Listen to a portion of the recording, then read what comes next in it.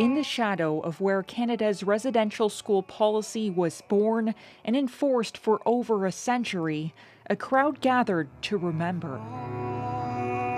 A sea of orange to honor the thousands of children who never returned, like 6-year-old John Saganash.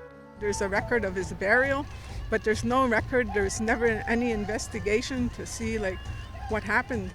I can't forgive until they bring all those kids home. Survivors call out the churches that claim to educate and protect them. They hid behind their robes, their black robes. That's where they were hiding. They were pretending to be working for their creator or God or whatever you want to call him. They weren't working for him. Speaking in the very languages the institutions tried to suppress. Every child matters. We still have much work to do, but I feel increasingly hopeful. Survivors say they see the change, but it's slow.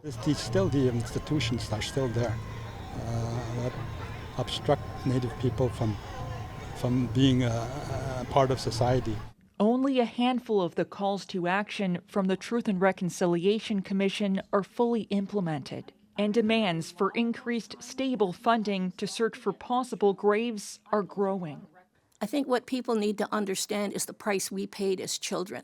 The true journey of reconciliation will take decades. The Prime Minister took a step on that path, signing a new child services agreement in the Northwest Territories. Kids are protected here in your communities by your communities. Generations impacted. It's such an incredible honor to be here on behalf of my parents, because when my dad was 12 years old, he ran away from the residential school. Descendants draw strength from survivors. How resilient they are, like all of the survivors across Canada, what they had to go through so we could be here today. I'm just so thankful. As the pain of the past transforms into hope for the future. Olivia Stefanovic, CBC News, Ottawa.